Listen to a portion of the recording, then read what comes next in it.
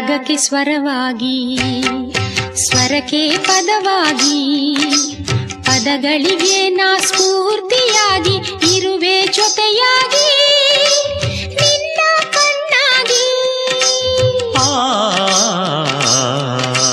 ರಾಗಕ್ಕೆ ಸ್ವರವಾಗಿ, ಸ್ವರಕ್ಕೆ ಪದವಾಗಿ, ಪದಗಳಿಗೆ ನಾ ಸ್ಫೂರ್ತಿಯಾಗಿ ಇರುವೆ